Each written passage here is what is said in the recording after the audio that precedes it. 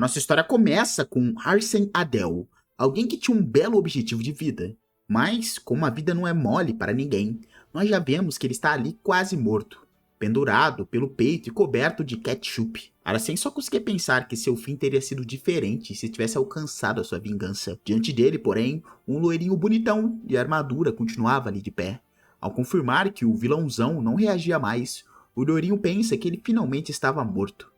Era um fim miserável, adequado para aquele que a história tratava como o seu pior vilão. No mundo real, vemos o prota de cabelo preto bem genérico, padrão marruá, e ele solta um suspiro depois de terminar essa cena. Com a morte do vilão mais poderoso, faltava apenas um capítulo para finalmente encerrar a sua obra.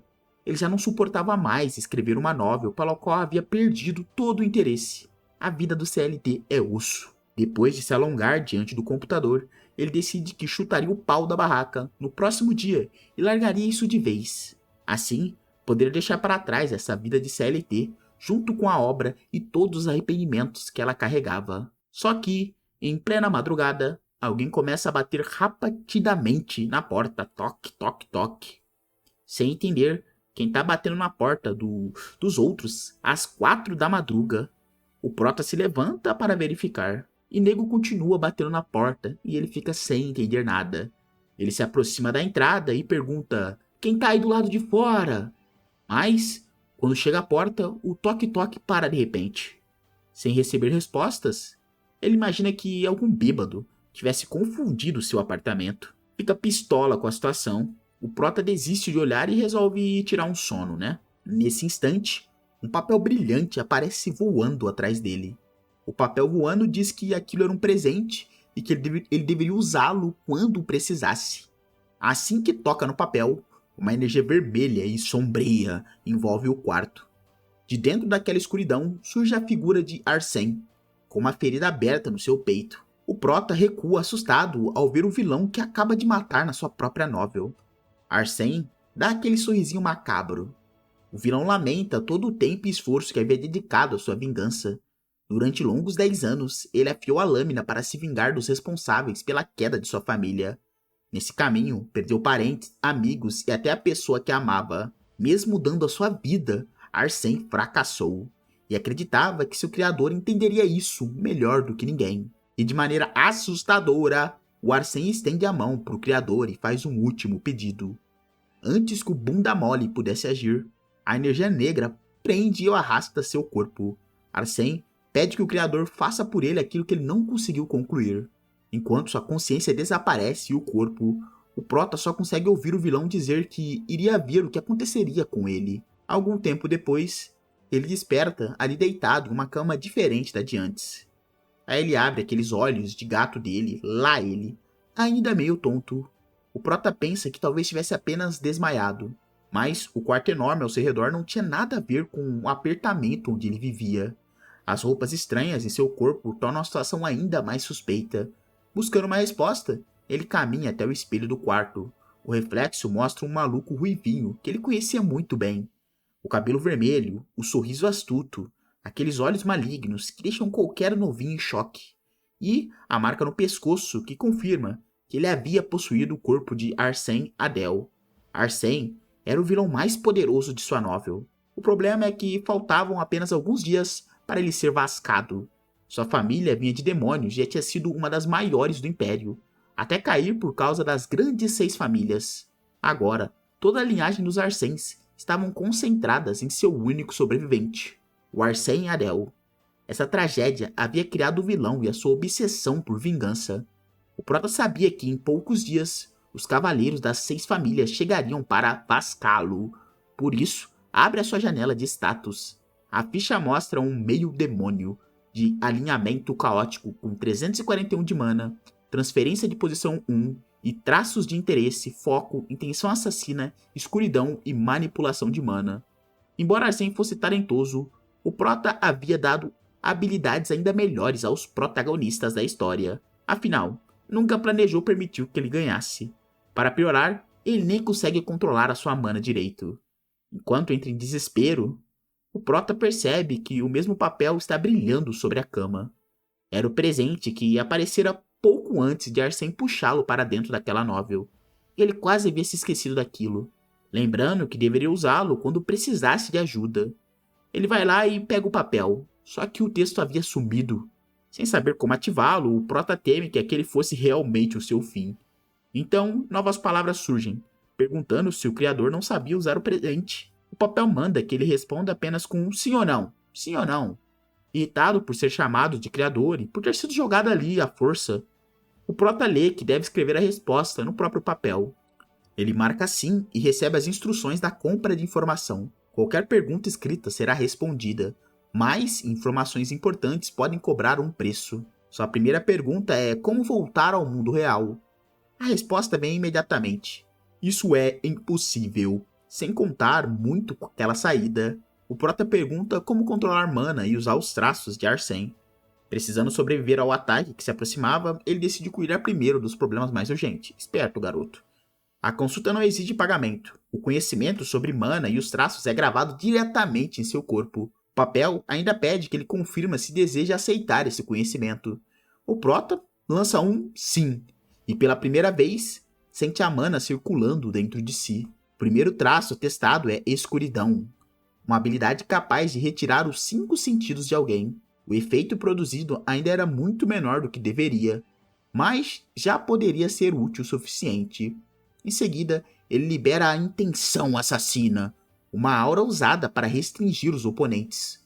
O teste funciona, embora o Prota saiba que os cavaleiros e soldados treinados resistiriam. Por fim, ele passa para a transferência de posição 1, que permite trocar de lugar com o objeto escolhido e depois designá-lo. Como seu alcance atual era de apenas cerca de 20 jardas quadradas, que é alguns poucos metros, o Prota escolhe uma armadura próxima para servir de alvo. Depois de marcar o objeto, ele ativa o comando para realizar a troca. A habilidade move os dois ao mesmo tempo. A armadura aparece onde ele estava, enquanto seu corpo é lançado para o outro ponto. Só que a primeira tentativa termina com o Prota jogado no chão. Mesmo assim, ele decide repetir o treino dezenas ou até centenas de vezes. E a ameaça já estava a caminho. Um grupo de cavaleiros avançava a cavalo, Avá, decidida a garantir que Arsène morresse daquela vez. Naquela mesma noite, passos correndo quebram o silêncio da propriedade da família Arsène. O capitão queixudo quadrado chega acompanhando de vários soldados e encontra 2 empregados diante da porta. Sem perder tempo, o capitão do condado Lyon, que é o queixudo, vulgo queixo quadrado, pergunta onde Arsène está. O Prota, ouvindo tudo, sorri pensando no que está acontecendo. O empregado, ao ser questionado, ele vai lá e cagueta que o quarto é ali e que ele está ali dentro há dias. O queixudo solta um olhar de desprezo, convencido de que a presa ficou esperando a própria morte. Então os homens arrombam o Prota, quer dizer, a porta, e encontram o Prota sentado no fundo do quarto, com uma arma na mão e exalando aura mais ego. Ele recebe os manos cavaleiros e comenta que eles realmente não pretendem poupar nenhuma criança. O capitão chama aquilo de absurdo e manda seus soldados eliminarem o garoto. Assim que um deles avança, o Prota ativa a transferência de posição 1 e designa a espada do inimigo. No instante seguinte, ele usa mover e troca de lugar com o objeto marcado. Surgindo no meio da formação, o Prota ataca um dos soldados antes que os outros entendam o que aconteceu ali. A mudança repentina pega até o queixudo de surpresa. O Prota aproveita a confusão para passar por outro cavaleiro, deixando sangue pelo caminho. Muito pistola, o queixudo manda todos pararem de digitar e capturarem o garoto. Os soldados atacam de todos os lados, enchendo o quarto de lâminas e destroços. Mesmo cercado, o Prota encontra outra abertura e lança para longe eles. Ele ativa o mover mais uma vez e atravessa o espaço antes que consigam fechar o cerco nele. Já fora da mansão, o Prota corre com tudo, pois sabe que precisa chegar à floresta dos Arsènes. O capitão queixudo percebe a fuga e ordena que todos sigam atrás dele. Enquanto dispara pela mata, o Prota sabe que apenas correr dos cavaleiros e sair do território não vai garantir a sua sobrevivência. Por isso, em vez de fugir sem rumo, ele aposta numa saída muito mais perigosa. Seu plano é encontrar o portão escondido naquela floresta e atravessar para o reino demoníaco, uma terra seriamente danificada pela guerra contra os humanos. O Prota acredita que pode ser aceito pelos demônios se mostrar talento suficiente. O problema é chegar até eles vivos, né? Ao ouvir a perseguição se aproximando, ele teme que os homens já tenham alcançado sua posição. Fats, o queixudo, manda os soldados se espalharem pela floresta. E para piorar, o Prota percebe que a novel nunca descreveu o local com exatidão. Mesmo assim, ele continua procurando, certo de que a passagem deve estar por perto. Só que um galho se parte sob seu pé e entrega onde ele está. Prota sente o perigo no mesmo instante. Um golpe gigantesco explode a área onde ele estava escondido. Aí chega o queixudo que surge no meio da destruição, satisfeito por finalmente encontrar aquela presa escorregadia. O Prota calcula que só consegue usar a transferência de posição mais uma ou duas vezes. Se não achar o portão rápido, acabou. Sem outra pista, ele pergunta à compra de informações a localização exata da passagem. A resposta cobra 100 moedas de ouro ou um artefato de categoria relíquia ou superior. Como não possui nada disso, o Prota xinga o sistema enquanto tenta escapar. Mas o cara alcança o garoto com outro golpe poderoso. O impacto arremessa o Prota contra o chão e deixa ainda mais ferido. Com a espada apontada para ele, o queixudo pergunta se o garoto fugiu porque queria viver. O capitão declara que Arsène Adel morrerá ali, goste ou não. Mesmo sangrando, o Prota manda o homem não fazê-lo rir, seu palhaço. Ele afirma que não vai morrer, porque ainda existe um último método. Sem saber se vai sobreviver, o Prota decide apostar tudo nessa tentativa. Aí o queixudo ironiza a resistência do garoto e admite que, apesar de tudo, ele ainda é o patriarca da família Arsène. Tremendo de dor, o Prota pergunta por que um grupo de adultos age com tanta pose depois de se juntar para caçar apenas uma criancinha. Ele ainda sugere que o queixudo troque a carreira de cavaleiro para babá, aumentando a raiva do capitão. Aí o queixudo diz que pretendia matá-lo sem sofrimento algum, mas mudou de ideia. Empunhando a espada recebida do Conde Leon, ele avança para atravessar o coração do garoto. É exatamente o momento que o Prota estava esperando. No último instante, ele ergue a compra de informações e oferece a espada do cara como pagamento. O sistema aceita o artefato, avaliando como apenas um pouco acima do preço exigido, e começa a guiá-lo até o portão do reino demoníaco. Aí o queixudo observa, chocado, que sua espada desapareceu nas suas mãos, né? Ao mesmo tempo, uma luz vermelha aparece entre a árvore e revela a localização da passagem. O Prota ativa mover mais uma vez. Seu corpo atravessa o espaço e surge muito mais perto do brilho vermelho. Percebendo o plano, o capitão grita para ele parar. O Prota corre até o limite e não consegue acreditar que aquele monstro ainda veio atrás dele. O capitão lança um último ataque, jurando que não vai deixá-lo escapar. O golpe despenca sobre o Prota quando ele já está diante do portão. Por um instante, o garoto olha para trás. Com a transferência ainda envolvendo seu corpo, ele sorri e promete que verá Feltz, o famoso queixudo, numa próxima vez. Então o Prota atravessa a passagem em chamas, enquanto o capitão fica do lado de fora. O queixudo só consegue praguejar ao perceber que chegou tarde demais. O cara ficou pistola. O Prota entrou no reino demoníaco, uma terra hostil sob um céu tomado por um eclipse. Depois de atravessar o portão, o Prota desperta numa câmara de pedra iluminada por uma barreira azul. Ainda meio lascado, ele come um pedaço de nuggets e tenta descobrir quanto tempo passou. O garoto percebe que está dentro de uma masmorra artificial, criada por alguém como um local secreto de artes demoníacas. Só que a presença de comida e de uma cama de pedra naquele lugar estranha faz o Prota suspeitar que tudo aquilo foi construído para proteger um tesouro. O caminho à frente está bloqueado por uma barreira que rebate ataques, e um enorme guardião de pedra espera do outro lado. O Prota não sabe qual família demoníaca de alto nível criou aquilo, mas entende que ir de qualquer jeito seria pedir para se lascar de vez. Nesse momento, a compra de informações surge ao lado dele. O sistema avisa que aquilo que ele fez será uma exceção. Da próxima vez, ele não poderá oferecer como pagamento um objeto que não seja dele. O Prota acha a exigência absurda, mas fica aliviado por não receber penalidades dessa vez. Então, ele percebe algo diferente numa das paredes. Uma pedra específica parece estranha e chama sua atenção.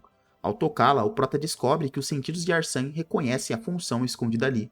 Porém, uma voz imediatamente avisa que ele não possui o direito de usá-la. Como aquela função provavelmente desativa a barreira, ele lamenta ter encontrado a solução sem poder usá-la. Sem perder mais tempo, o garoto começa a procurar por outra forma de sair dali.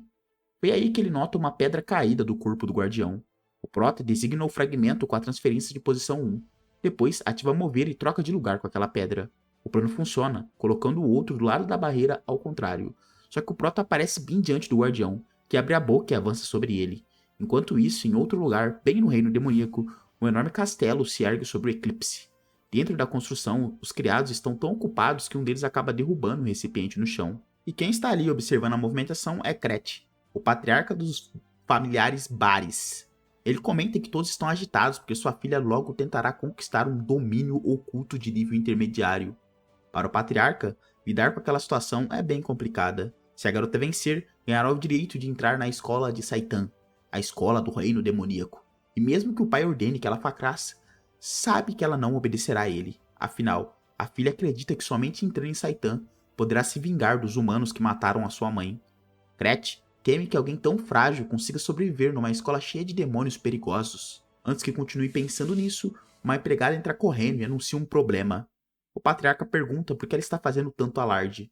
Então, a serva explica que uma pessoa não identificada apareceu dentro do domínio oculto. Não há nenhum sinal de que a porta tenha sido aberta, deixando todos confusos. A empregada acrescenta que o intruso tocou numa função que só pode ser acessada pelo lado de dentro, mas ninguém sabe quem ele é. Kret conclui que o desconhecido pode ter sido invocado à força por um portão criado durante a guerra entre humanos e demônios. Mesmo assim, ele acredita que o invasor morrerá sozinho e manda todos continuarem preparando o teste da sua filhinha. No fundo, porém, Kret considera transformar o intruso numa peça útil caso ele sobreviva ao domínio. Enquanto isso, o Prota é atingido em cheio pelo Guardião de Pedra. Depois de escapar por muito pouco, ele percebe que quase foi de F, nas presas daquele lobo. O problema é que, mesmo atravessando a barreira, ele ainda precisa superar a criatura para seguir em frente. Então, o Prota se lembra de que o próprio Guardião também é feito de pedra. Animado com a ideia, ele decide testar a habilidade mais uma vez. O garoto ativa Designar diretamente sobre o lobão de pedra. A marca funciona, confirmando que a criatura pode ser afetada. Logo depois, o Prota usa a transferência e desloca o Guardião para sua posição anterior. O lobão fica confuso ao surgir longe da presa. Mesmo assim, a criatura dispara vários ataques através do corredor enquanto o Prota sai correndo. Agora ele só precisa encontrar a saída daquele domínio. Mais um novo monstro aparece em seu caminho, revelando que cada etapa possui uma missão diferente. Pelo que sente aquela criatura, o Prota conclui que ela é ainda mais perigosa que o lobão. Na sequência, várias lâminas são disparadas de uma armadilha, exatamente como ele esperava de objetos inanimados. Com alvos espalhados por toda a área de armadilha, Prota consegue continuar usando a transferência de posição. Ele se desloca entre os objetos e atravessa o trecho sem ser atingido. Ao chegar a uma enorme barreira, uma voz lhe dá boas-vindas por ter alcançado o final. O Prota não entende porque aquele lugar receberia um intruso com tanta educação. Mesmo desconfiado, ele se aproxima e percebe que aquilo parece a entrada da sala do chefe. Do outro lado está um cavaleiro do Vasco, ou Cavaleiro da Morte, coberto por uma energia sombria e empunhando uma espada enorme. Pela pressão do inimigo, o Prota calcula que a sua força é parecida com a do Cavaleiro Queixudo. Enquanto o Cavaleiro demonstra respeito por ele ter chegado tão longe, o Prota ativa Designar sobre a criatura. Em seguida, usa a transferência para mandar o Cavaleiro do Vasco para longe e corre até o prêmio. O tesouro é um baú bem maior do que ele esperava, decorado com o desenho de um dragão negro. Ao tocar no baú, o Prota sente que já viu aquele símbolo em algum lugar. Ele recorda que as famílias demoníacas de maior nível representam a preguiça, luxúria, gula, ira, inveja e ganância. Muito criativo, o autor. Faltava apenas o sétimo pecado, o orgulho, vulgo Escanor, representado pelo dragão negro da família Bares. O Prota sabe que, se o Cavaleiro do Vasco voltar a alcançá-lo, ele estará lascado. Por isso, decide esvaziar o baú, pegar qualquer item da hora e sair correndo. Só que uma massa negra pula de dentro assim que a tampa é aberta. O negócio atinge o rosto do Prota e começa a se agarrar ao seu corpo. Ele tenta respirar e arrancar aquela coisa, mas a massa força a entrada pela sua boca. Ah, que nojo. Sem conseguir se livrar dela, o moleque cai de joelhos e começa a engasgar. A dor aumenta de uma vez, fazendo o Prota gritar enquanto segura a própria cabeça. Então, sangue espirra pela parede e sua visão é tomada pela escuridão. Depois de apagar, o Prota acorda e confere se o olho esquerdo ainda está no lugar. Quando abre o olho, ele percebe que a íris ficou preta. O painel confirma a mudança. O Prota agora possui o olho do orgulho. A habilidade aumenta muito a visão dinâmica dele e desperta depois que ele vasca um inimigo. Com isso, ele acha que não deve mais perder para um grupo de inimigos abaixo do seu nível. Prota decide que vir ao reino demoníaco foi a escolha certa e tenta sair dali. Só que a porta já está cercada, então escapar sozinho parece suicídio. Se descobrisse que ele é da família Arsene, vai dar merda. Por isso, ele esconde a marca da sua família. Do outro lado, Um cavaleiro do Vasco manda que ele abra a porta. Na hora que ele escuta, ele vira para ver o que aquele bicho ainda estava falando. Logo vem a notícia que o Cavaleiro da Morte, que alguém está chegando. O Prota entende que caiu num domínio criado pelos bares e fica em choque com isso. Ele usa o papel misterioso para perguntar quem é a pessoa mais próxima dele, mas o papel pede muito por essa informação. Sem outra opção, o Prota oferece 100 pontos da própria mana máxima, e ali dentro, com o baú do tesouro, ele recebe a resposta. A pessoa mais próxima dele é Raine, a filha mais nova de Gretz Baris, patriarca da família Baris, e ela entra no salão justamente naquele momento, fazendo o Prota achar que sua vida acabou. Prota percebe que aquele domínio foi feito para o treinamento dela. O Olho do Orgulho provavelmente deveria ser uma recompensa para Rene ao concluir o domínio. Agora, ele está atravessando os guardiões para chegar até ele. O Prota decide encarar a situação em vez de ficar parado. Ele se aproxima de Raine com um sorriso tranquilo. Raine pergunta: "Quem você é?" O Prota parabeniza por concluir o domínio, como se fosse algum servo do pai dela. Ele diz que ela finalmente se tornou digna e se oferece para explicar tudo. Prota afirma que o patriarca mandou que ele atuasse como o guardião dela. Raine não reconhece o Olho do Orgulho e fica confusa com a presença dele. Prota insiste que, apesar da aparência, é bastante habilidoso. Por dentro, ele só quer usar Raine para conseguir sair dali vivo.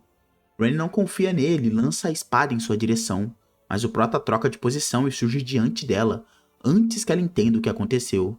Ele segura o braço dela e promete ser útil na proteção da jovem senhorita. Raine não responde bem à aproximação e tira rapidamente a sua mão da dele. A mina tá com vergonha, pô. Mesmo assim, ela acaba deixando isso passar por enquanto. O Prota percebe que ela não gostou do que ele acabou de fazer. Raine manda que ele vá até o patriarca, que já está esperando, e ele aceita. Claro que ele tá mentindo, né? E enquanto o Prota abre a porta, ele tem uma bela surpresinha. Ele dá um olho e vê a mimadinha para ver a reação dela, e o Prota percebe que o patriarca está pessoalmente na frente dele, junto com os soldados. Gretchen observa o intruso com um olhar tenebroso. O Prota entra em pânico ao lembrar que roubou o olho de orgulho da filha dele. Ele teme que Gretchen tente matá-lo assim que notar o que aconteceu, mas o patriarca não demonstra reação imediata. Em vez disso, Gretchen pergunta se Raine concluiu o domínio com sucesso, e ela fala que sim. Gretchen manda o Prota segui-lo. Prota não entende o que o patriarca está planejando. Mesmo assim, ele vai junto, cercado pelos homens da família. Ele conclui que não conseguiria escapar de todos eles, e sem nada mais para oferecer ao papel, não pode usar o poder dele novamente. O Prota é levado até os arredores da mansão Baris. Gretchen dispensa os outros e manda todos voltarem aos seus afazeres. Então, ele manda o Prota esperar e diz que o chamará depois. O Prota vê nisso uma possível chance de fugir, hahaha. Mas logo descarta a ideia, porque vê uns 30 negros olhando ele ali atrás. Enquanto isso, Raine se apresenta diante do pai em seu escritório. Gretchen diz que ela concluiu a última tarefa dele. Ele pergunta se Raine realmente quer ir para aquela escola, e ela responde que sim. Então Gretchen muda de assunto e pergunta o que ela acha do rapaz. Raine pensa na pergunta do seu pai, e se lembra da troca de posição que o Prota fez bem diante dela. Ela responde que ele é bem forte. Gretchen acha essa informação interessante. Ele decide que Raine pode ir para a escola Saitan, como ela queria. Raine fica animada com a permissão. Gretchen pensa que o Prota não só sobreviveu ao seu domínio, como também tomou o Olho do Orgulho. Somando isso à avaliação de Raine, o patriarca está concluindo que o Prota vale ser usado.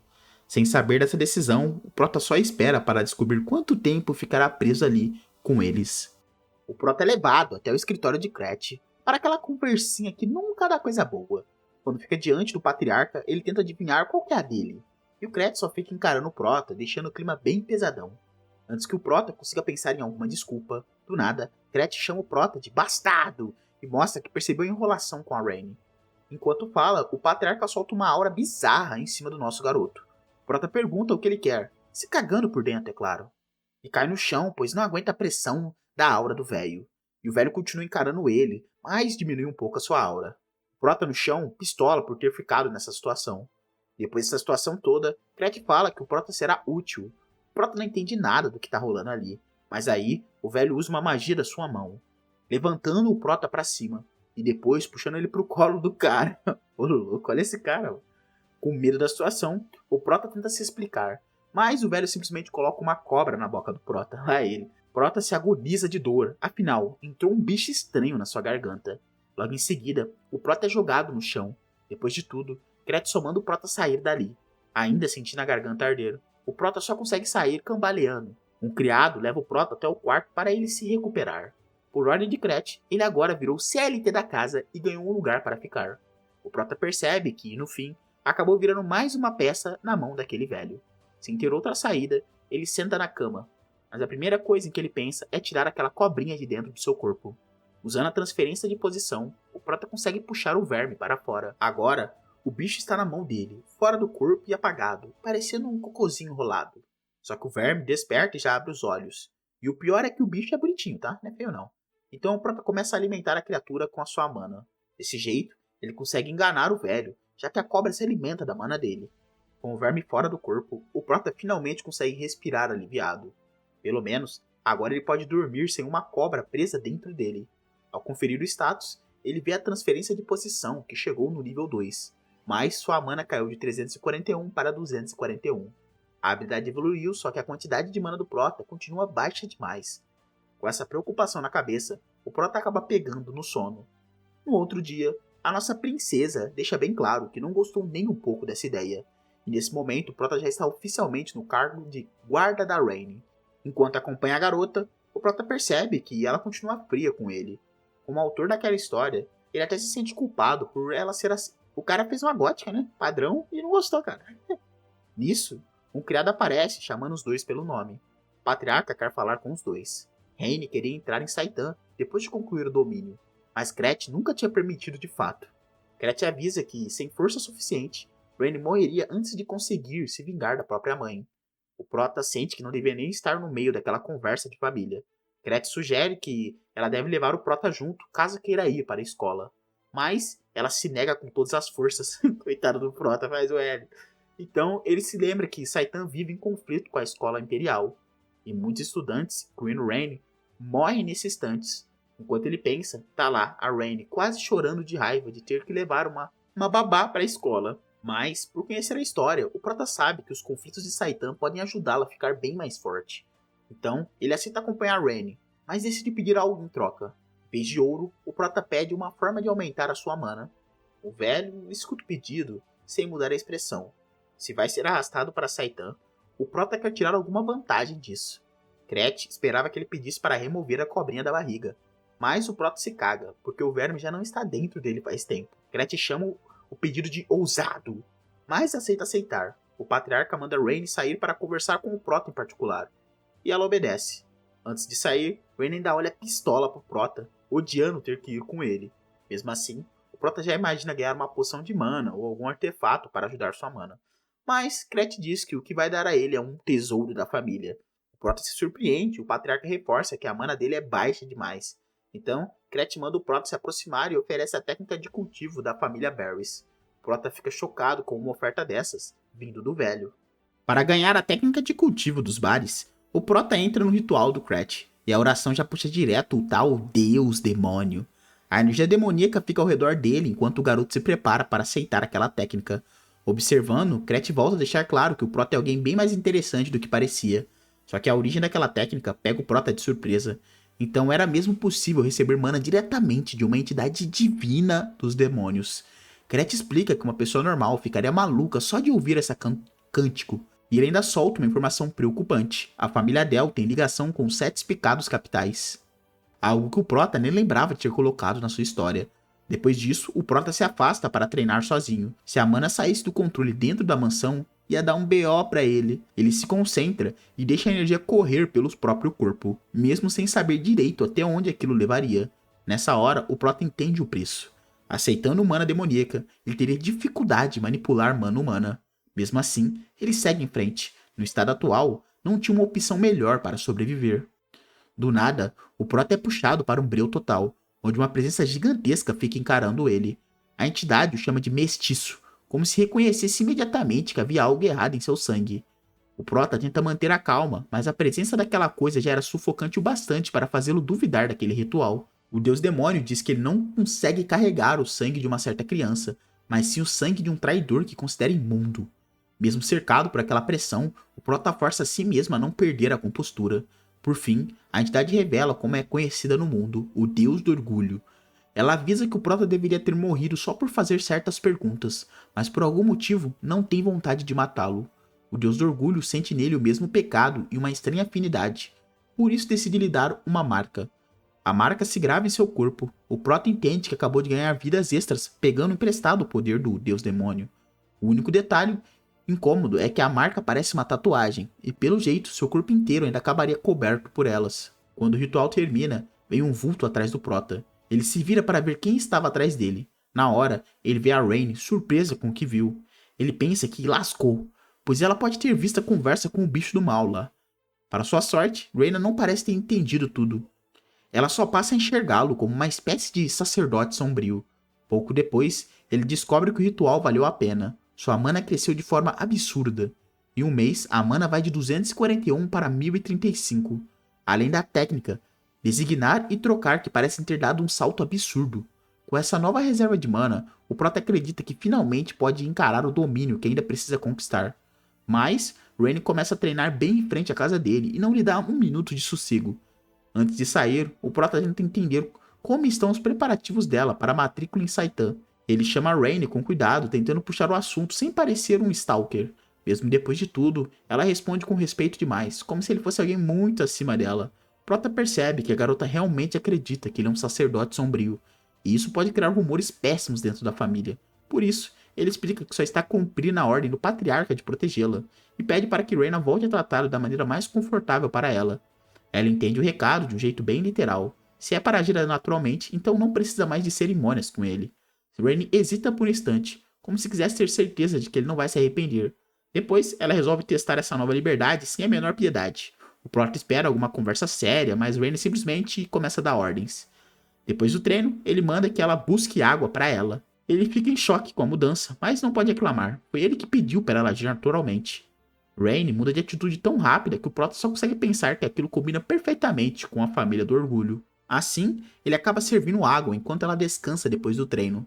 Só que o tempo está passando. O Prota precisa resolver sua próxima etapa antes que o protagonista original atravesse para o reino demoníaco. Para sobreviver em Saitan, ele precisa encontrar o tesouro escondido dentro daquele domínio primeiro. Enquanto tenta se organizar, o Prota pergunta de novo sobre os preparativos de Raine. Ela estranha a insistência e quer saber por que ele está perguntando isso tão de repente. Raine responde que se preocupa com ele. Em Saitan, Prota terá de enfrentar humanos perigosos, e ela já separou tudo o que precisava. Mesmo assim, ele tenta convencê-la e conferir os próprios pertences mais uma vez. O Prota diz que só não quer que ela descubra tarde demais que esqueceu algo importante. Raine não cai nessa tentativa de afastá-la, e continua treinando como se já soubesse que ele está escondendo alguma coisa. Ela pressiona o Prota a falar logo sem rodeios. Por dentro, ele percebe que sua desculpa não convenceu Raine nem um pouco. Então ele tenta se justificar, dizendo que está preocupado com a segurança dela, já que é seu guarda. Mas Raine chama ele de mentiroso e quer saber aonde ele pretende ir escondido. Sem alternativas, o Prota revela que ouviu falar de um domínio nas redondezas e planejaria conquistá-lo sozinho. Raine entende na hora que ele queria ir sozinho e pergunta se ele já se cansou dela. O Prota tenta dizer que aquilo seria apenas um aquecimento. Afinal, o domínio parecia perto e dava para terminar tudo no mesmo dia. Raine não aceita ser deixada para trás e exige saber onde fica esse tal domínio. No fim, ela decide por conta própria que vai acompanhá-lo. O Prota até tenta protestar, mas Raine já está apressando os dois para saírem logo. Ele cita o local que vão ir e o sinistro demônio dos mortos-vivos, que é o local. A Raine reconhece o domínio dos mortos-vivos na hora e explica que aquele lugar já foi comandado por necromantes. Depois que os necromantes foram varridos na guerra entre humanos e demônios, o lugar ficou cheio de soldados virando espectros. O Prota entende que o número desses mortos-vivos deve ter crescido muito desde a época em que escreveu a história. Mesmo assim, o Prota percebe que levar a princesa não será tão ruim. O maior problema era sair da mansão sem a permissão de Cret. Se o patriarca descobrisse, os dois teriam sérios problemas. Mas Raine reconhece uma saída secreta e só manda o Prota seguir ela. A Raine mostra a maneira como eles sairão escondidos da área da mansão. O Prota fica surpreso com ela ter um lugar desse tipo e pensa que ela devia usar esse lugar para fugir e brincar quando era criança. Ele esconde o cesto que ele pegou como desculpa no mato, para pegar de volta na volta, né? Depois de escaparem da mansão, os dois seguem pelas montanhas rumo ao domínio dos mortos-vivos. No caminho, o Prota admite que quase nunca saiu da propriedade, então não conhece nada da região. Ele tá mentindo. Depois de uma longa caminhada, Raine avisa que eles estão bem perto. Na frente deles, só há ruínas e lápides quebradas, mas o Prota reconhece o lugar. Rennie chama ele de filho de Cérbero, e o Prota entende muito bem a ofensa. Mesmo irritado, ele decide esconder a qualquer custo que pertence à linhagem Arsène. Eles sabem onde fica a entrada do domínio, mas terão que cavar para alcançá-la. O Prota indica o ponto certo entre os escombros, onde os dois devem abrir passagem. Segundo a história, abaixo da maior estátua ficam os soldados podres que guardam a entrada. O Prota se oferece para entrar primeiro, mas Rennie toma a frente. Por dentro, a caverna é muito mais clara do que ele esperava. Rennie mostra por onde eles devem seguir. Segue a gata, fi. Logo os dois encontram a fortaleza escondida no coração do domínio. Só que o Prota percebe que centenas de túmulos novos estão espalhados pelo lugar. Mesmo assim, Rennie puxa a espada e fala que para ele ficar esperto. No instante seguinte, os mortos-vivos despertam. A horda fica ao redor dos dois. O Prota deixa os esqueletos com Rennie, e ela aceita sem hesitar. A mana azul começa a cobrir a espada e o corpo da Rennie. Com um golpe, ela despedaça vários esqueletos de uma vez. O Prota percebe que fez bem em trazer ela. O necromante deve estar no fim daquela horda.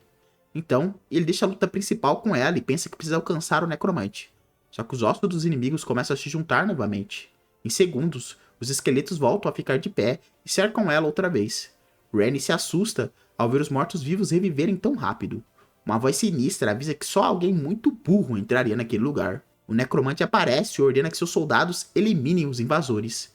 Rennie pergunta o que vão fazer e o Prota finalmente acha ele. Então explica isso. O Prota ainda precisa desviar dos esqueletos que vêm para cima dele. Ele se abaixa a tempo e escapa de mais um golpe. Em seguida, corta outro inimigo que tenta pegá-lo de surpresa. Rennie entende o plano e avança para abrir caminho até o necromante. Ela salta no meio da horda e parte direto para cima do cara. Desesperado, o necromante manda os mortos-vivos pararem os dois. O Prota vê a abertura, mas ainda precisa atravessar a horda para chegar na esfera. Então ele decide usar a nova função da transferência de posição nível 2. Um esqueleto gigantesco surge na frente dela. O Prota avisa Rennie que aquele inimigo não vai cair tão fácil. Ela entende o aviso e se prepara para responder. Com outro golpe de espada, Rennie despedaça o esqueleto gigante. Com o caminho aberto, o Prota corre para executar o seu plano. Ele marca um alvo com a função designar da transferência de posição 2. Logo depois, o Prota se teleporta na direção do necromante. A nova habilidade permite trocar a posição de dois objetos marcados. Ele ativa a função troca. No instante, o Prota teleporta e a esfera vai até sua mão. Agora ele está com a esfera do necromante em suas mãos. O necromante entra em pânico ao perceber o que aconteceu. Sem perder tempo, o Prota quebra a esfera. Os mortos-vivos desabam de vez e o necromante não entende como aquilo foi possível. O Prota comemora a vitória com Rennie. Enquanto desaparece, o necromante solta um agradecimento estranho. O Prota lembra que toda a tragédia daquele lugar aconteceu por causa da história que ele escreveu. Ele fica quieto por um instante, carregando essa culpa sozinha por aquele momento. Mas logo muda de assunto. Agora é hora de pegar a recompensa. A culpa do cara passou num pix, né? Rapidinho. Ball finalmente aparece, e ele acredita que ali está um item bem precioso. Dentro do baú, o Prota acha duas recompensas. A adaga da escuridão e o anel da lua cheia eterna. A adaga foi forjada com aço sombrio do reino demoníaco e converte escuridão em mana. Além disso, ela fica mais afiada e veloz quando usada no escuro. Para o Prota, que possui o traço escuridão, era o item ideal. Já o anel absorve sensibilidade de mana e luz lunar. Mas ele não vê uma necessidade imediata de ficar com ele. Então o Prota pega a adaga da escuridão para ele e oferece o outro item para Rennie. Ele pega na mão dela. O cara é romântico, fi. O Prota coloca o anel direto no dedo dela. A Rennie fica vermelha e completamente sem jeito. O Prota estranha e pensa se colocar o anel tem algum significado diferente para os demônios. Rennie testa o artefato e admite que ele realmente é incrível. Satisfeito por ela ter gostado, o Prota confirma que fez uma boa escolha ao entregar o anel. Para o Prota, a divisão é simples. A adaga fica com ele, o anel fica com ela e o ouro vai para sua bolsa. Satisfeito com a parte dele, o Prota guarda o ouro, né? Ou tenta guardar. Rennie se aproxima com a espada na mão, deixando claro que não aprovou essa divisão. Na volta, os dois conseguem chegar à mansão antes do jantar, e alguns dias se passam. Cret chama o Prota e o Rennie para conversar. Ele anuncia que chegou a hora dos dois entrarem em Saitan. O patriarca avisa que eles irão à capital para fazer a inscrição na academia. Quando o Cret pergunta pelos preparativos, os dois respondem que estão prontos. Sem cerimônia, Cret manda que eles partam. Rennie fica em silêncio diante da despedida. Antes de sair, ela se curva com respeito ao Cret. Adele se despede também, enquanto ela segue para fora. Antes de irem, Cret chama Adele. Ele dá a última instrução ao rapaz. Adel aceita sua ordem. A carruagem enfim deixa a mansão dos bares. O empregado prepara a carruagem para que a partida seja de imediata. O cocheiro assume seu lugar, pronto para seguir viagem. O Prota se aproxima da carruagem carregando a bagagem. Antes de partir, ele encara a estrada com um sorriso confiante. Para ele, finalmente chegou a hora de buscar seu objetivo em Saitan. Bom, Prota parece bem tranquilo com isso. Do outro lado, a Rena continua muda. Sem entender o silêncio dela, ele pergunta se fez algo de errado. Então, ele espera a resposta. Rain observa de um jeito bem diferente. O Prota tenta quebrar o gelo, elogiando o tempo. Rain continua encarando e perguntando se ele é mesmo um sacerdote. Ela fica visivelmente corada, perdida nos próprios pensamentos. Ao olhar o anel no dedo, Rain se lembra do significado dele entre os demônios. Para ela, aquele gesto equivale a um voto eterno. Curiosa, Rain tenta entender que tipo de voto o Prota fez. O Prota a chama para comentar sobre a viagem. Ele observa que a chegada será mais cedo do que esperavam. Rain continua encarando o Prota, sem dizer nada. Depois de uma resposta curta, ela volta a ficar na dela. Pouco depois, a carruagem chega à capital do reino demoníaco. Com as malas nas mãos, o Prota observa a capital pela primeira vez. Aos olhos dele, o lugar lembra bastante o reino humano, só que com um ar bem mais medieval. Mesmo assim, os chifres e outros traços físicos dos moradores mostram a diferença. Ele também nota que as tatuagens são bem comuns ali. Rain manda que o Prota se apresse. Carregando as malas, o Prota segue Rain pelas ruas. Como o exame será dali a 2 dias, o Prota sugere conhecer a capital enquanto eles esperam. Rain recusa, e o silêncio volta entre os dois. Ele tenta perguntar se há algo errado, mas ela se afasta. Sem entendê-la, ele se lembra de que Rain não sai de casa desde a morte da mãe. Os dois seguem até a enorme academia Saitan. Ao vê-la de perto, o Prota se impressiona. Ela parece ter o triplo do tamanho de uma universidade comum. No balcão, o Prota se apresenta para fazer a inscrição. O atendente pergunta: "Quem que tu é, cara?" Quando ouve que ele é um meio-demônio, o homem muda o tom na hora. Ele se revolta com a inscrição de um meio-demônio, e o clima pesa de novo. O atendente continua atacando os meios-demônios, e culpa a raça deles pela derrota na guerra.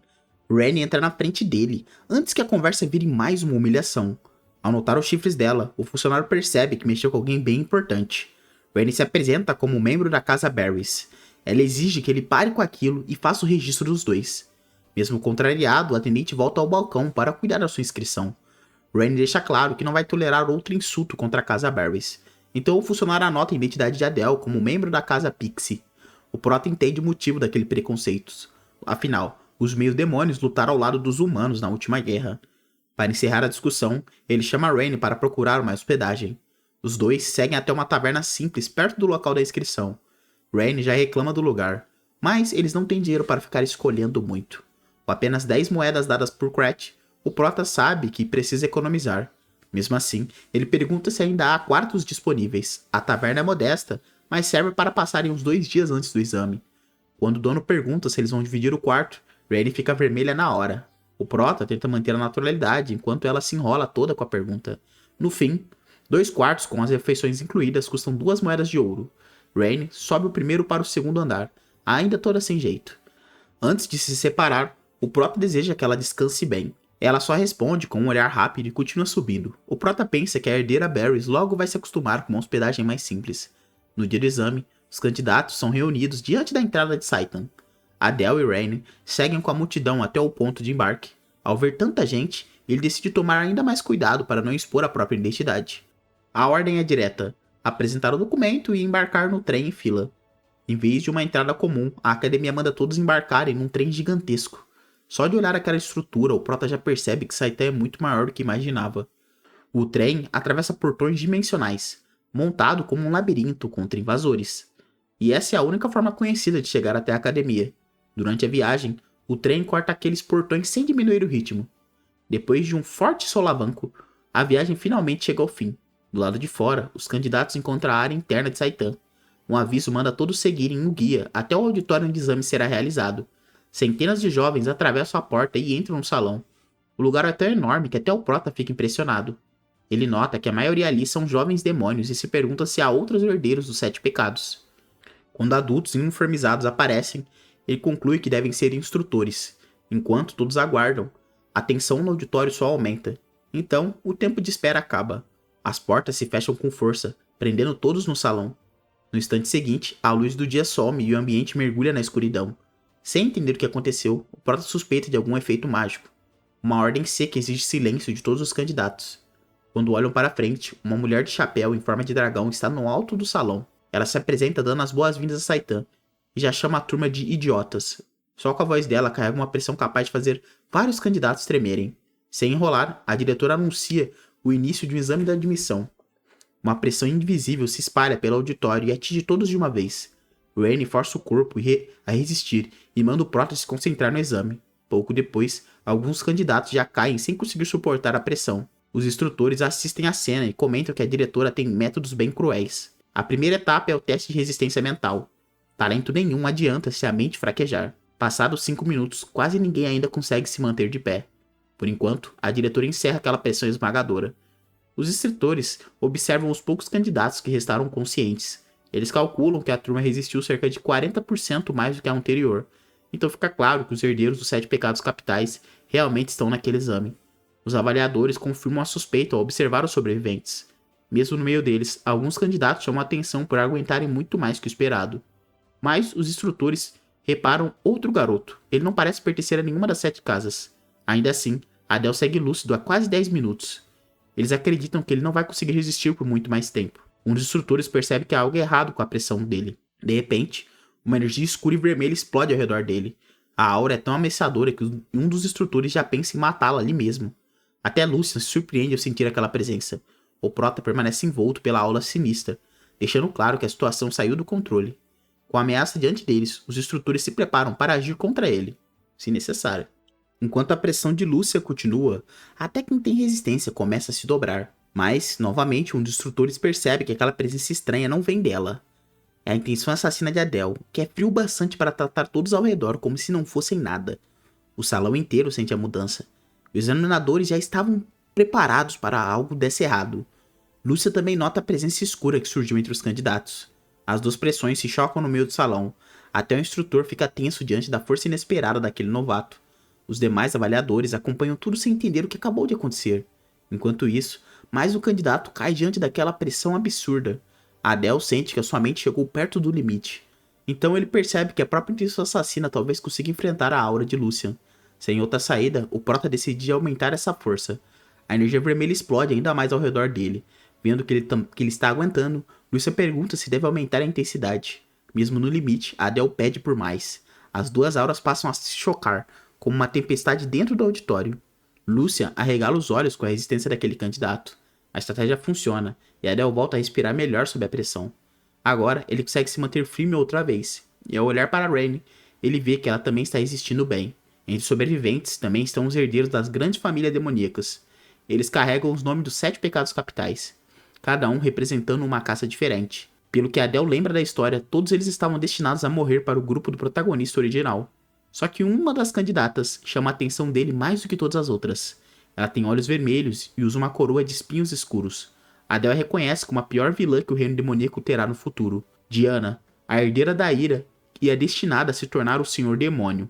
Com esse título costumado a pertencer à família da ira, a presença dela em Saitan não faz sentido para ele. Afinal, uma sucessora do Senhor Demônio veio até ali como uma simples candidata. E isso faz Adel se perguntar o que mudou nessa história. Quando a pressão acaba, vários candidatos seguem caídos, sem acreditar no que acabaram de suportar. Os reprovados reclamam, e um deles tenta se proteger usando o próprio nome do pai. O instrutor corta a ameaça e mobiliza o garoto sem a menor paciência. Ele deixa claro que a família nenhuma compra a exceção dentro de Saitan. O rapaz acaba no chão, e o resto entende o recado. Quem não aguentou a primeira etapa será eliminado. Adel observa tudo e conclui que Saitan não tem misericórdia nenhuma. Só então ele liga os pontos. Aquela garota de antes era a diretora da academia. Apesar da aparência jovem, Lucian é a diretora de Saitan. Por ter sobrevivido à primeira fase, Adel sabe que precisa ficar ainda mais atento. Logo, um candidato reconhece Raine como a amazona e prodígio de combate da família dos Bares. Em segundos, ela vira o centro das atenções. Isso faz sentido, afinal, os herdeiros dos 7 pecados chamam a atenção naturalmente, e todos resistiram à pressão de Lucian. Só que Adel também aguentou, então ele estranha ninguém estar olhando para ele. Raine confirma que ele também passou no teste. Por dentro, o Ruivo fica satisfeito. A diretora e os instrutores devem se lembrar dele agora. O instrutor chama os sobreviventes para anunciar a próxima etapa. Com os aprovados reunidos, ele passa a explicar que serviu bem a primeira prova. O teste não media só quem conseguia suportar uma pressão forte. Ele queria saber se eles manteriam a sanidade diante de uma futura tortura humana. Essa era a verdadeira razão de terem sido submetidos àquela intenção assassina. Quem for bem na segunda prova poderá entrar no arsenal. Para Ardell, essa recompensa já faz ter valido toda aquela resistência que ele teve até o fim. Ele fica animado com a chance de conseguir uma arma nova. Então, o instrutor começa a revelar como será a segunda prova. Nela, cada candidato terá que mostrar os talentos e as armas que conseguem usar contra os humanos. Os sobreviventes guardam a ordem em silêncio. Mas Adele só consegue pensar em que tipo de humano seria forte o bastante para servir para esse teste. Antes que alguém responda, o instrutor estala os dedos. Uma energia turquesa começa a se concentrar nas pontas deles. A luz se espalha pelo chão, como se estivesse abrindo uma passagem. A silhueta surge no meio da turbilhão, carregando uma presença monstruosa. Uma espada longa aparece em sua mão. Adele se assusta ao reconhecer aquela figura. É Ninae Cell, o herói mais forte entre os chefes das 6 grandes famílias. A segunda prova começa diante de uma presença monstruosa. Prota se assusta, colocar um humano desses no exame parece absurdo até para Saitan. Rennie percebe a reação e pergunta se Adele conhece aquele homem. Claro que conhece. Ninae Cell é o chefe da casa Ninae e tem ligação direta com o protagonista original. Essa ligação vai além do parentesco.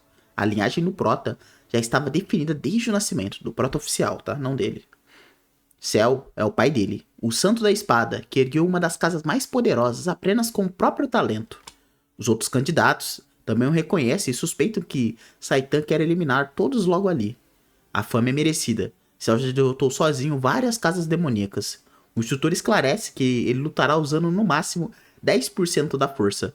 Mesmo assim, Rennie avisa que ninguém teria chance caso Cell pudesse lutar a sério. O Prota pergunta se 10% não seria pouco, mas Rennie corta sua esperança. O monstro enfraquecido continua sendo um monstro. E ela tem razão. Mesmo limitado, o Santo da Espada seria capaz de destruir uma cidade. O Prota deduz que existe outro critério da aprovação, mas não pode desperdiçar dinheiro consultando o papel. Como ninguém consegue enfrentar Seu sozinho, os candidatos serão divididos em equipes de 4. Os 8 melhores ficarão separados. O Prota entende que acabou sendo colocado ao lado dos herdeiros dos 7 pecados.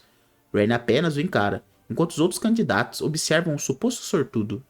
O Prota já se acostuma com os olhares e imagina que sua sorte acabou na formação de equipe. Antes da separação, Rennie toca seu ombro para chamar sua atenção. Ela deseja que Adele seja aprovado e volte em segurança. O Prota retribui, desejando o mesmo à senhorita Rennie. Então, os grupos são anunciados. Adele liderará a equipe 33, junto de Kina, Chris e Sanchez. Nenhum desses nomes aparece nas lembranças do Prota. Para ele, devem ser figurantes. Mesmo assim, ele se apresenta educadamente como Adele. Chris responde com entusiasmo e apresenta Kina, que também o cumprimenta. Sanchez, porém, vira o rosto e solta apenas um resmungo. Ele considera uma desgraça receber ordens de um meio-demônio. O Prota se irrita, até um desconhecido consegue tratá-lo como alguém inferior.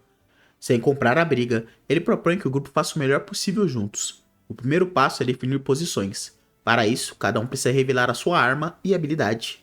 Chris começa mostrando a transformação de mana, capaz de moldar uma prisma triangular em arma ou armadura. A técnica não possui grande poder ofensivo, mas compensa com versatilidade. O Prota mostra aprovação e chama Kina. Ela explica que não é combatente, sua especialidade é fortalecer os aliados. Kina então reza ao deus demônio para aumentar a velocidade do grupo. Uma energia alaranjada envolve o Prota, assim que a Benção é ativada. Exausta, ela pergunta se ele se sente mais leve. O Prota responde que sim, mas sua reação faz Kina pensar que está sendo ridicularizada. Ele logo explica que estava apenas brincando e pede que ela não se irrite. Por dentro, porém, admite que o efeito é tão fraco que mal consegue senti-lo. Falta conhecer Sanchez, o último integrante. Sem entusiasmo, Sanchez começa a demonstrar sua habilidade. A pele dele endurece e se transforma numa armadura semelhante à rocha. O Prota reconhece uma técnica de endurecimento, perfeita para quem ficará na linha de frente.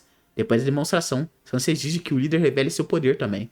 O Prota lança um pequeno anel metálico diante deles. No instante seguinte, ele troca de posição e surge colado em Sanchez. O movimento pega o rapaz completamente desprevenido. Para simplificar, o Prota apresenta a técnica apenas como teletransporte. Ele afirma que essa é sua habilidade, sem explicar como a troca realmente funciona. Chris e Kina ficam impressionados, acreditando que conseguiram um líder muito mais útil do que precisavam. O Prota agradece, mas decide esconder o restante. Ainda não sabe que variáveis encontrará no teste. Na formação, Chris e Sanchez ficarão na frente. O Prota ocupará o centro e Kina dará suporte pela retaguarda. Chris e Kina concordam. Sanchez aceita em silêncio. Pouco depois, o instrutor declara o início da segunda prova. e manda as equipes se prepararem. O primeiro grupo avança tenso, mas nenhum deles pensa em recuar. O Prota se surpreende com a coragem que demonstram diante do Santo da Espada. Cell apenas ergue a espada, pronto para recebê-los. Um único movimento basta. O corte atravessa a formação antes que alguém consiga reagir. Prota e Sanches ficam sem palavras diante da velocidade. Os integrantes do primeiro grupo são lançados para trás, gritando de dor. O Prota nem viu o seu se mover. Se aquilo é 10%, a diferença de força é absurda. Sem dar tempo para comentários, o instrutor chama o próximo grupo. O resultado se repete. Os candidatos são derrubados instantaneamente. Quando o terceiro grupo é convocado, o medo já tomou conta de todos eles. O quarto grupo é chamado logo depois. Dessa vez, 2 integrantes desistem antes de começar, certo de que perderão. O instrutor encara os desistentes em silêncio e permite que os 2 abandonem o teste. Então, ele pergunta se os 2 restantes pretendem continuar. Os desistentes deixam a arena. Mesmo apavorados, os outros candidatos decidem tentar. Ao vê-los avançar, o Prota entende que o verdadeiro requisito da aprovação talvez não seja derrotar aquela pessoa. Chris estranha que os desistentes saiam sem lutar, mas o Prota considera isso perfeitamente normal. Enquanto os 2 restantes permanecem na arena, o instrutor ordena que o grupo comece. O Prota sabe que 2 candidatos não podem vencer Cell, mesmo assim, prefere continuar observando. O Santo da Espada avança e lança os 2 longe com um corte brutal. Se Cell estivesse usando uma aura de espada verdadeira, aqueles candidatos teriam sido partidos ao meio. Ainda assim, o ataque é assustador. O Prota consegue ouvir as pernas de Chris tremendo ao seu lado. O quinto grupo entra e também é esmagado pela onda azul de Cell. As equipes continuam avançando e caindo em pouco tempo. O instrutor já chama o grupo 9. Quando chega a vez do 10º grupo, seus integrantes preferem desistir. O exame prossegue rapidamente, até que o grupo 20 é convocado. Ao chegar ao grupo 30, 5 equipes já desistiram e ninguém conseguiu atingir Seu de maneira significativa. Os candidatos enfrentam um adversário invencível, mas podem abandonar a prova quando quiserem. Além disso, os grupos mais recentes começaram a resistir e até conseguem bloquear alguns golpes. Quanto mais o exame avança, mais tempo as lutas duram. A qualidade dos candidatos também está aumentando. Observando esse padrão, o Prota finalmente entende a verdadeira condição para passar da segunda prova. A vez deles está próxima. Chris e Kina também se preparam, enquanto Sanches mal consegue esconder o tremor. O Prota afirma que já descobriu como todos poderão ser aprovados. Mesmo diante de uma força esmagadora, eles precisam se levantar e lutar até o fim, sem abandonar a equipe. Sanches tenta sugerir uma alternativa, mas não consegue terminar a frase. O instrutor interrompe a conversa ao convocar o grupo 33. O Prota surpreende os companheiros propondo que tentem derrotar o Santo da Espada. Chris e Kina aceitam o desafio, pois agora sabem que perder não significa necessariamente se reprovar. O Prota não se importa em ser meio demônio. Com o talento de Adel, acredita que pode vencer. O grupo assume a formação combinada. A Kina começa fortalecendo os companheiros. Cell os observa em silêncio. O problema é que o Prota escreveu muito pouco sobre eles na história original. Sem informações suficientes sobre o Santo da Espada, o Prota precisa decidir tudo durante a luta. Ele pede que ninguém se desespere e que todos mantenham suas posições. Cell se move. A pressão da aura azul toma a arena imediatamente. O Prota avisa que o primeiro ataque está chegando. O Santo da Espada ergue a arma e dispara uma enorme lâmina de energia. Chris tenta bloquear o golpe, mas sua barreira se despedaça. O Prota manda Kina protegê-lo. Kina usa sua energia para reduzir a queda de Chris e impedir que ele sofra todo o impacto. Ao mesmo tempo, o Prota chama Chances, que endurece o corpo e assume a defesa. A onda da espada alcança Chances com força suficiente para arrastar o restante da equipe. O corpo endurecido começa a rachar, mas Sanches suporta a dor. Mesmo ferido, ele comemora por ter resistido ao primeiro ataque.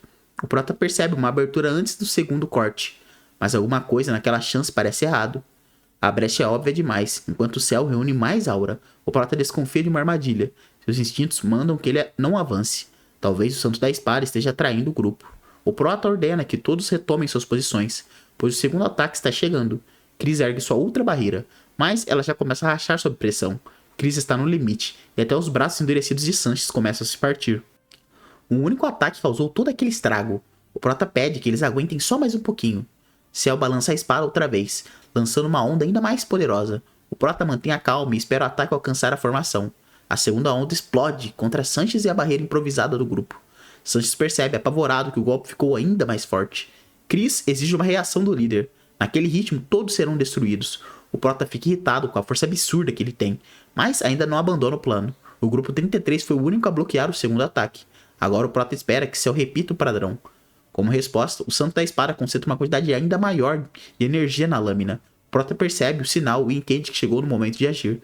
Chris desaba completamente esgotado, fazendo Kina correr para ajudá-lo. Ela tenta descobrir se ele ainda consegue se mover. O Prota pede que Chris confie nele e faça mais um último esforço. Sanchez protesta, pois Ciel já está se preparando outro ataque. Chris pergunta se Adele realmente possui um plano. O Prota responde que sim.